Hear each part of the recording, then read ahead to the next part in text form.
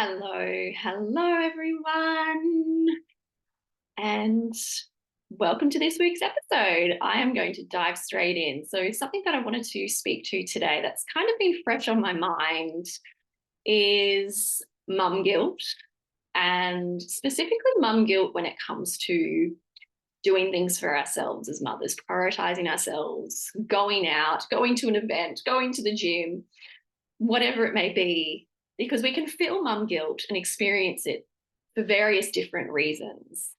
Whether it's, you snap at your kids or lose it at your kids, which is often a big one that I hear and I experience myself.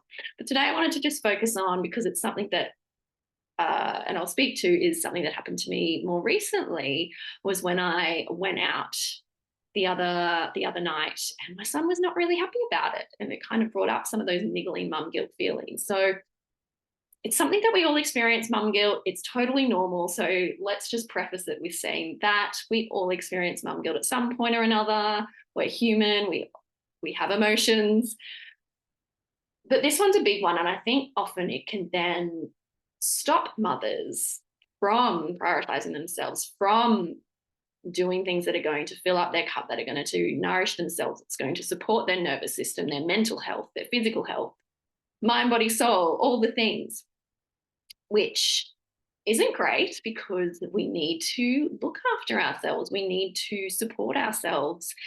And if we don't, it's going to show up in other areas of our life, and it's going to get to a point where we're feeling completely depleted, burnt out, resentful, and all the things. So something that happened to me, as I mentioned, was last weekend actually, as I'm recording this episode, was when I went out, and my son was really not happy about it.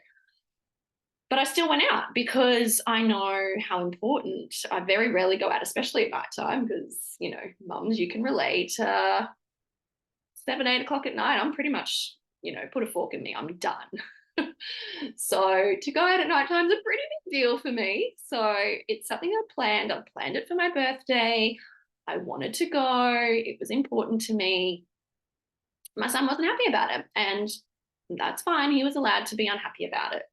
And we worked through it. I spoke to him about it. I acknowledged his feelings and validated him in his experience, but also said to him and reminded him that, I deserve to do this for myself, especially because it was a treat to myself for my birthday. I said, I deserve this, and everyone deserves to do things for themselves, because by modeling that to our children, that is going to teach them and show them as they grow that, hey, it's important to do things for myself, and it's okay to look after myself and to prioritize my needs at times. Because ultimately, you're doing yourself a disservice if you don't. You're doing your kids a disservice if you don't. Because if you are running on fumes, you are more likely going to lose your shit at your kids. And that does no one any good. Not saying it's easy, and I'm not going to sugarcoat it. There was a long pause. I'm not going to sugarcoat it. And we will only commit and do the things that we are going to prioritize. And if you cannot prioritize yourself, you really need to look inward as to why that is.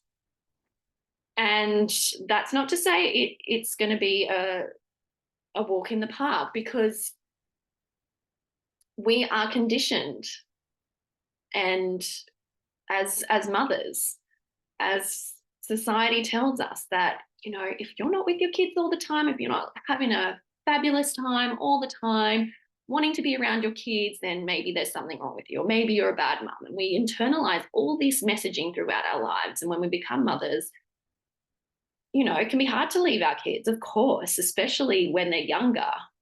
So first of all, there might be some anxiety around that, around leaving your kids if you're not used to it, and that's okay. And then there's also the guilt.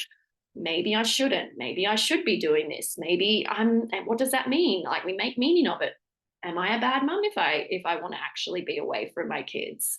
And we have all this internal dialogue and thoughts around it and what it means. And then the guilt comes with that. And then maybe you don't then go and do the thing. Then you don't prioritize yourself, because you're worried what people might think, or you're worried what that says about you as a mum. And then that is then a slippery slope into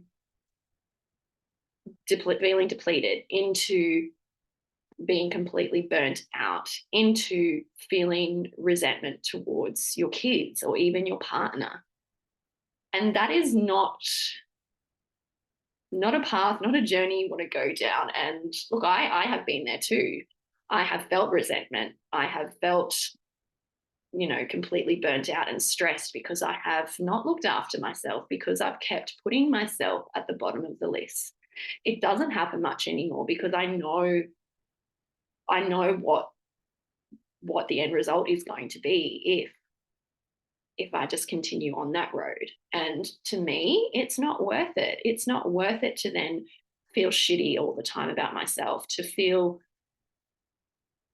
resentment towards my kids, to feel completely depleted and burnt out.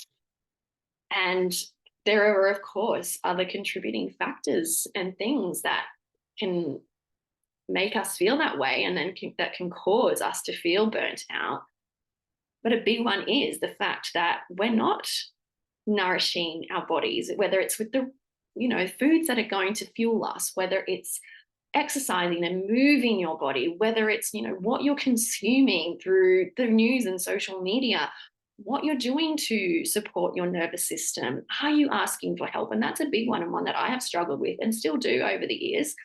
And oh my God, I'm going to sneeze. Bless me. Just what you want on a podcast, to sneeze midway. Lost my train of thought. But yeah, all those things that contribute to feeling stressed and burnt out.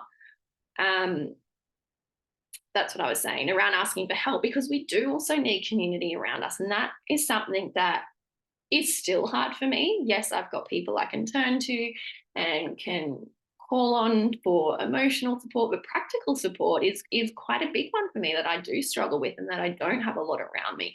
And something that I'm continuing to work on, because we need to have things in place to support us so that we're not ending up feeling completely depleted and coming back to mum guilt. Like, it can be, if you're someone who finds it really difficult to leave your kids, first of all, that is normal and that is okay. And it's not to say you're just going to go, okay, I'm just leaving my kids with anyone so I can go and do whatever. No, like, you need to have trust in who you're leaving your kids with, for sure. But for example, if you've got a partner, when he comes home from work or he or she comes home from work, are you able to go for a walk around the block or go for a 20-minute walk in your neighborhood to get some fresh air, to move your body, to maybe put on some music that you love or listen to an audiobook or a podcast that really nourishes you? It could be 5 minutes. Are you able to go to a dance class? That's something I love doing. Are you able to go to the gym and maybe use the creche facilities that they have there, as long as you're comfortable? And that might take some time to build up to these things, so that you're not feeling completely anxious and overwhelmed, but also that you're not feeling like you're just ditching your kids. So yeah, I mean, I have always, and it's something that I'm really proud of in myself, I have always prioritized myself in some way, shape, or form. And that has shifted in ways over the years, in my 10 years of motherhood. But even when my eldest was really young, in that first year of life, like when I was with his dad, like, we would still prioritize date nights, and I would still, when he was old enough and I was comfortable enough, I went back to the gym and he was in the creche. And you know what? He was still there. I could still go and check in on him, but I was still doing those things for myself. And it's doing those little things to start with that support us to help let go of that guilt, to help us feel more comfortable, and to help, widen our tolerance to do something, because it can feel really uncomfortable. And we don't like discomfort because it might feel so unfamiliar, and it might start to bring up a lot of discomfort in your body. So we don't want to just then flood your nervous system and go, okay, I'm just going to go for a weekend away. If that's something that you've never done and been away from your kids, it might just be that walk around the block a few times a week to start with. It might be joining a gym. It might be going to a dance class for an hour, one night, a fortnight. It might be just being able to sit in a room and create something. For me, it's sometimes playing music, it's sometimes singing, it's sometimes moving my body, putting on some music and doing movement. Sometimes my kids interrupt me, and that's okay, but I'm still prioritizing myself in those moments, and it's still supporting me on a mind, body, and spirit level, because it's nourishing my soul, it's filling my cup, it's so soothing my nervous system, it's helping me to really sit with my emotions and see what's there and help to creatively express that in some way. And, I could talk about so many different ways that you could do that and support yourself and help release mum guilt in many different ways.